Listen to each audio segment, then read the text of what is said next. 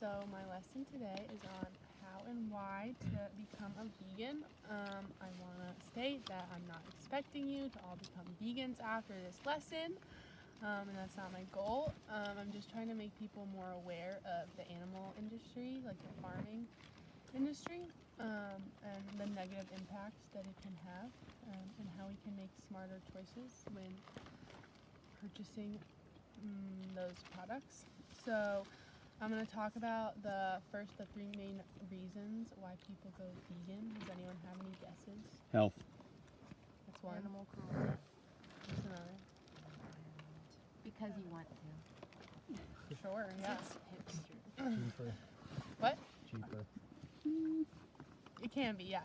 So the three main reasons, yeah, we hit them. Environmental, animals, and health.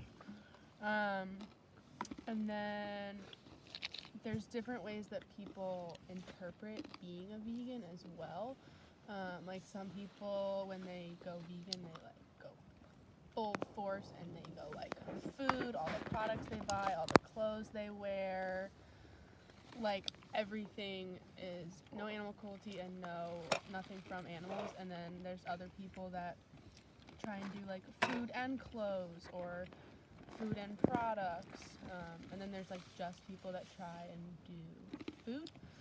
So there's like a lot of different ways it can be interpreted. And then even within the food, there's the whole honey debate. I don't know. I don't even, but whatever. So those are kind of the different ways that people can be vegan and the reasons why people be vegan. If you haven't, Conspiracy and Food Inc. are really good informational documentaries. They're on Netflix if you want to watch them. So there are three primary causes for global warming, and those are carbon dioxide, methane, and nitrous oxide. And so for CO2, if one person started eating a vegan diet, it would reduce the carbon dioxide by 1.5 tons per year. Do you have a question? Yeah. Oh, yeah. What's the honey debate? Just whether or not to eat honey and whether it's like an actual animal product or not, since it's technically like a byproduct of the animal. Katie can probably explain, Katie's lesson, like they do it naturally. Like bees make honey naturally, so it's whether like you're actually it's actually vegan or not. Yeah, that's the honey debate. So 1.5 tons a year of CO2, and then chickens, turkeys, cows, and pigs are the largest producers in the United States of methane gas.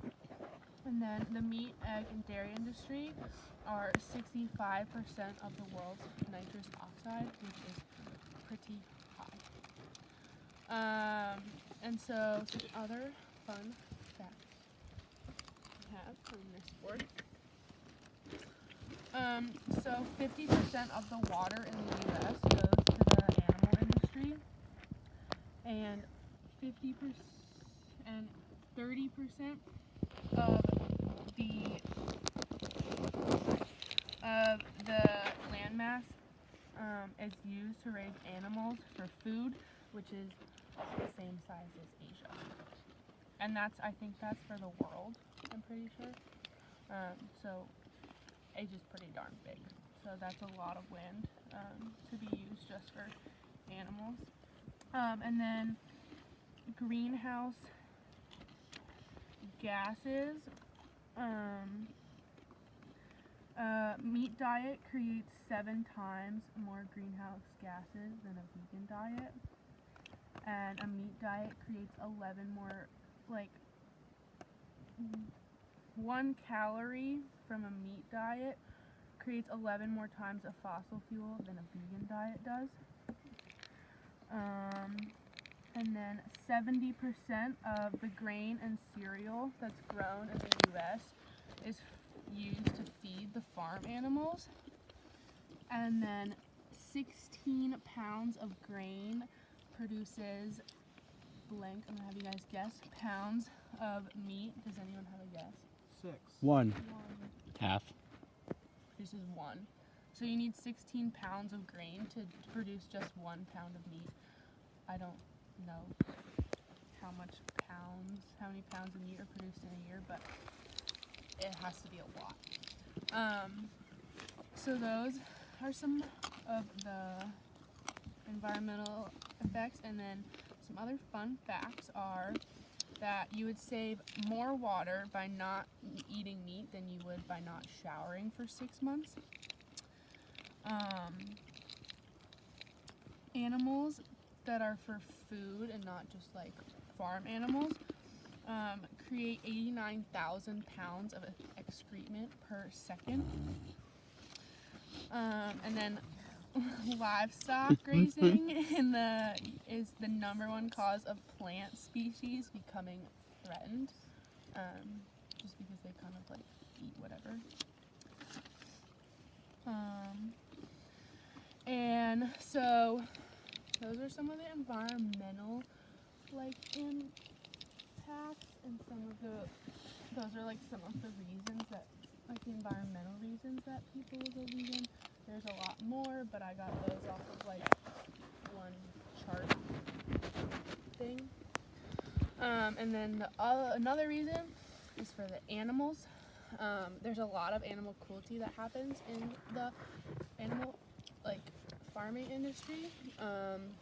So we're gonna do a little activity. So everyone needs to stand up.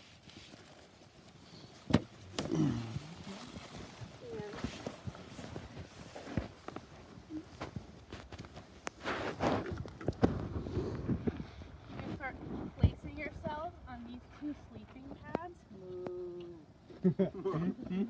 And everyone has you have to stand up. It's appropriate like all the time. No, you have to stand up. And everyone needs to be on both pads. On both of them? Yeah. Everyone needs to be Everyone on has both. to fit on the pads. Doesn't matter how you fit. Oh, But so I don't need to touch. So you don't have to physically touch both both pads. of them. But we Oh, no, but you have to be on one of the 2.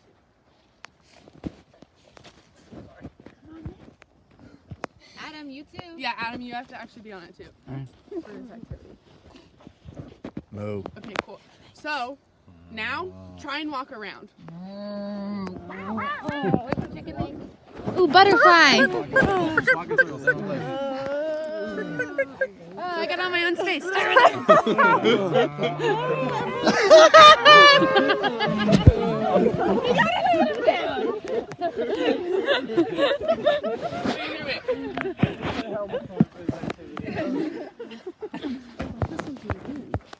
It doesn't zoom out. Okay, wait. Do it again. Smile.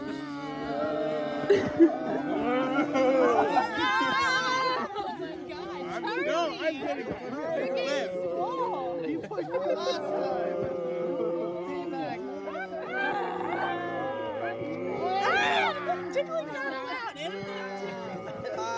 Okay, alright. You guys can stop.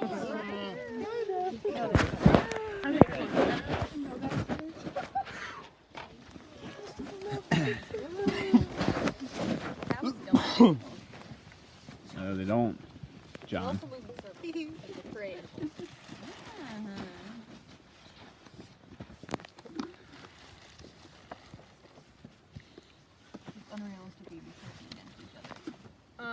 So does anyone have any guesses on why we just did that?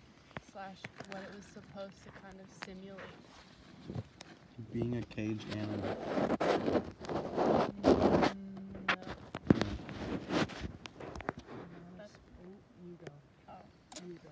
That's the amount of space that most animals have in factory farms, and it also simulates the stress they go through. In a way, yeah.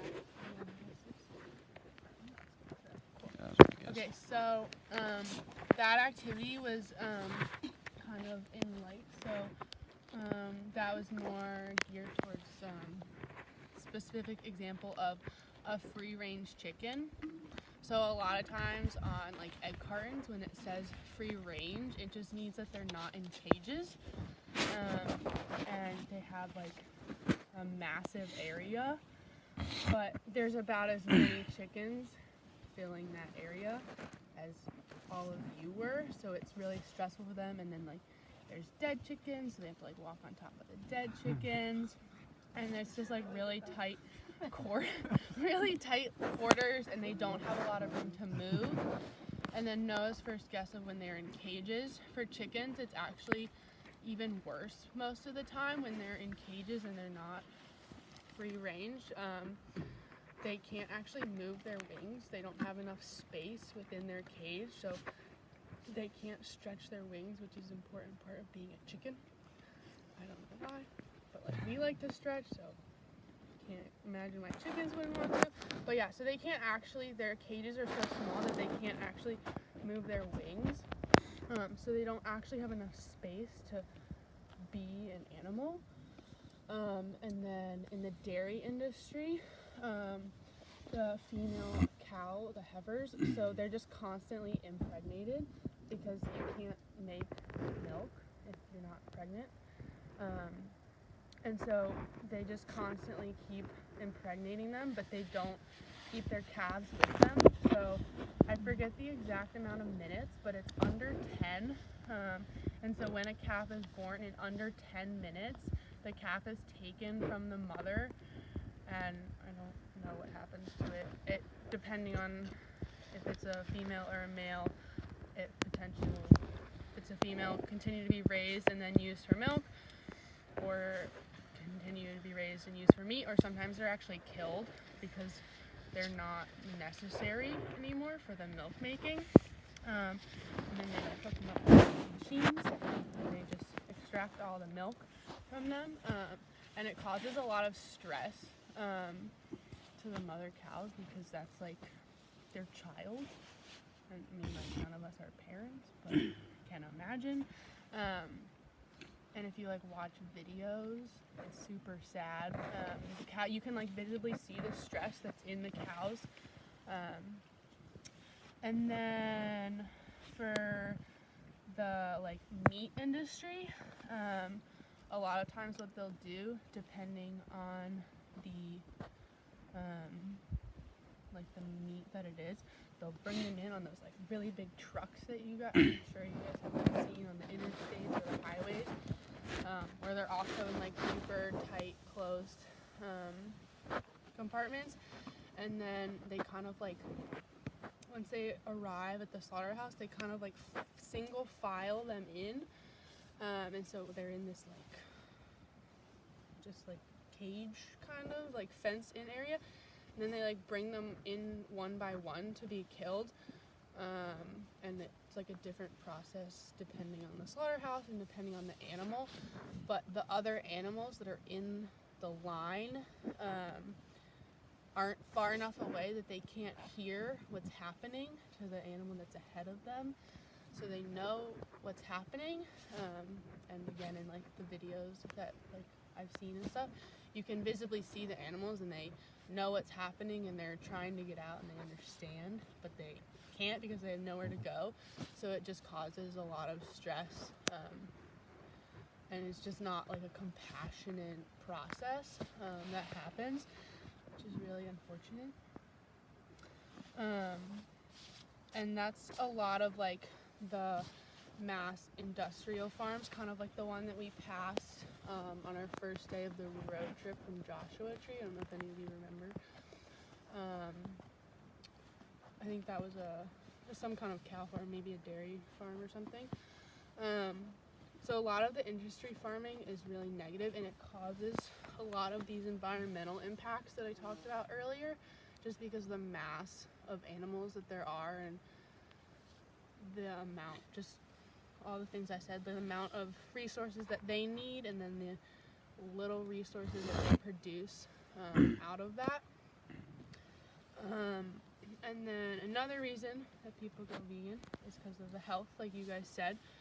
And so there are, like I kind of said earlier, there's different ways to be vegan when it comes to food. And there's also different ways you can go about that. So you can, if you like really like the taste of meat and stuff, you can do a lot of the processed like fake meat. And it's kind of gross. It has a lot of ingredients. But that is one way to go about it. You can do a lot of that, but you can also do what people kind of call like a raw vegan diet, which is where you like kind of stray away from those things, and you really try and make up, like you make things from healthier things. Like I've made like a pizza sauce from like a block of tofu and some cornstarch, and it's real good. But different things like that. So it can differ. You can eat there's different ways to be vegan depending on how you shop for it.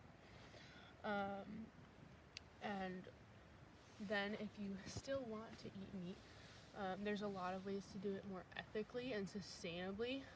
And a big one for that is buying local, because that strays away from the like animal and farm industries. So you're not putting your money towards those industries, but you like go to farmers markets or like get your honey local, like things like that. It's a big difference, even though it's still supporting those industries. And even that just makes a difference because it doesn't give the money to the big industry supporters. So every little bit in that fact counts. And kind of like JR said, it can be cheaper depending on how you do it. If you're buying a lot of the replacement things, it can get expensive because those things are more expensive just because it's as common.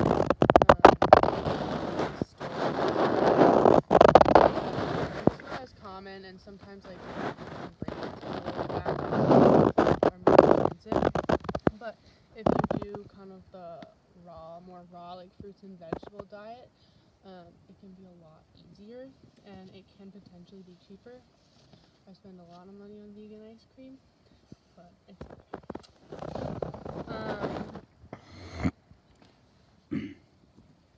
so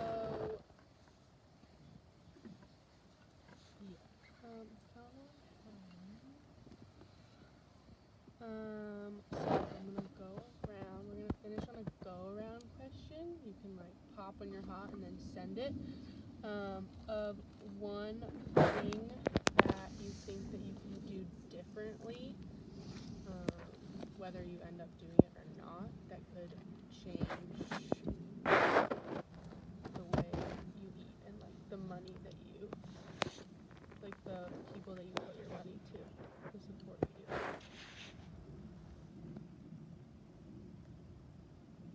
Can you ask that one more time? So, based off like everything you just heard, how can you shop differently, like within the food industry, that could make a difference, even if it's not being a vegan?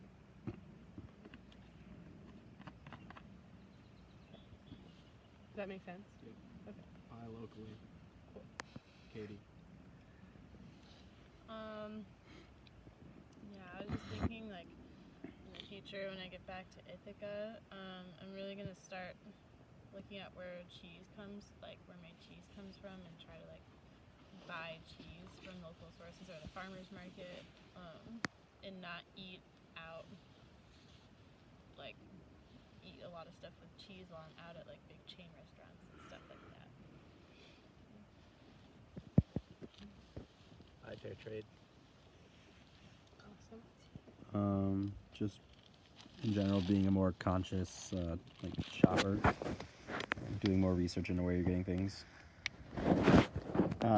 Not buy the 4 dozen box of eggs at Walmart.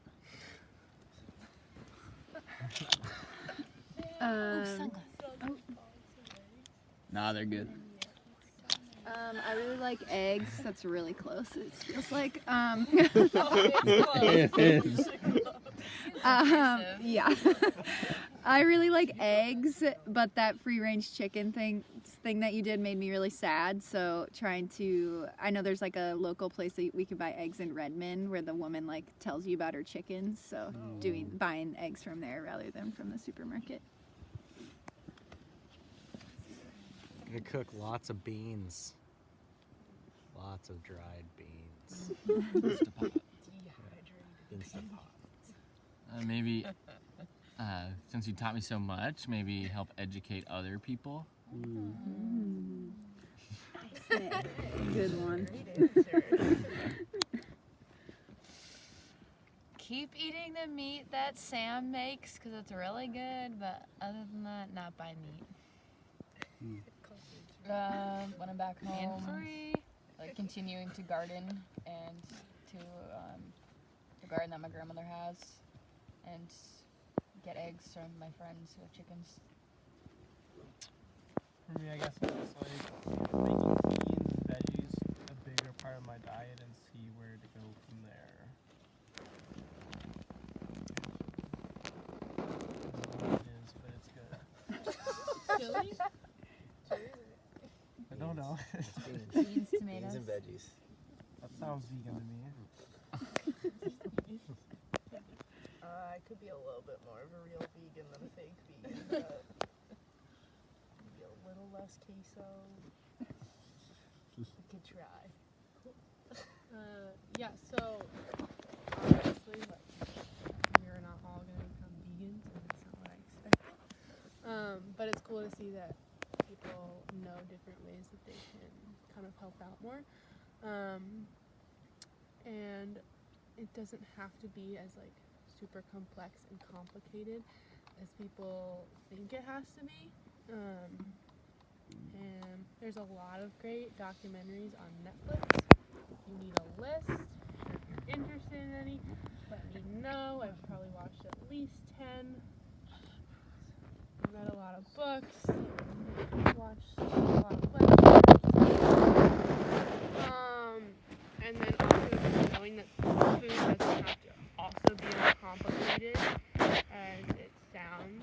You can make you a really good vegan cheese sauce. Could be a queso replacement. We'll see. Maybe test it. But yeah, the food also doesn't have to be as complicated as people think that it does. And yeah, I think that's all I have. If anyone has any questions or wants to learn more, let me know. Yes. Why are you a vegan? I'm a vegan probably for all three of the reasons that we talked about earlier. I was vegetarian on and off since my sophomore year of high school, and then last January I went dairy free and noticed a really big difference. And then when I went vegan, I noticed an even bigger difference, like in my health and the way I felt. And then also just knowing the impacts on the environment and then the animal cruelty that goes into it was a really big one for me.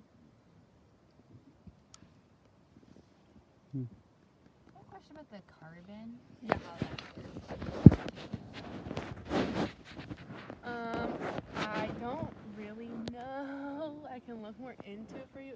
I got it off like a chart, kind of like a Like an infographic. yeah, like an infographic chart, but it's because of the factories and like the machinery that they have. Transportation, farm vehicles, factories. Is like Yeah, the main. it's mostly comes from like the industrial part of it. Yeah. And What like was the fact? What was the 1.5 tons. 1.5 tons per year if you became a vegan. Like for you one reduce. person to become a vegan? Yeah. And then, do you know anything about like the effects of monocropping with soybeans to create tofu? I do, but not enough to like educate people on it. But I do know that it takes less resources still than it does to do meat. As far as I'm aware, I could be wrong. Do you eat tofu? I do. I love tofu. What sound does it make? I don't know. But some people are. It just has like high pesticide rates. Yeah, I try to. like the dead zone in the Mississippi River. Yeah, I try and buy like organic, non-GMO kind of stuff. And the grocery store Ithaca, actually, there's like someone in Ithaca that locally makes tofu, and you can like buy it from them in like this tub, which is pretty cool. It's a little more expensive, and I've never actually done it. But I'm gonna, yeah, John likes it, so. But that's something I should probably look more into. I know a lot of people that try and stay away from soy. Yeah. So, yeah. Yeah. Do you eat GMOs?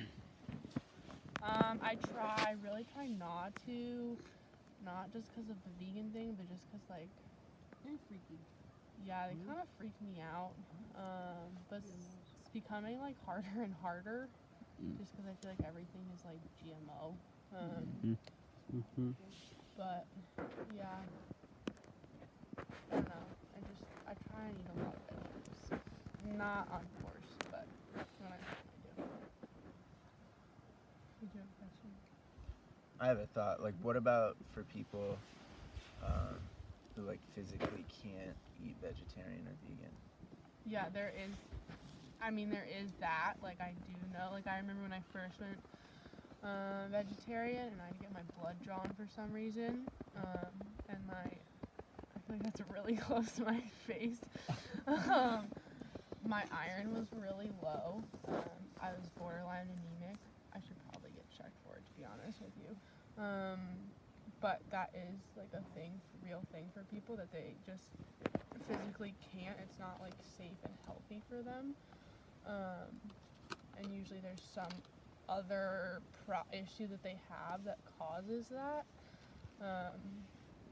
And I think in that case, like, you can't, if you like physically can't do it, then you can't do it, but just trying to do the best that like you can. Because there's a lot of people that say like, you can't get enough protein, you can't like get enough calcium and all these other things.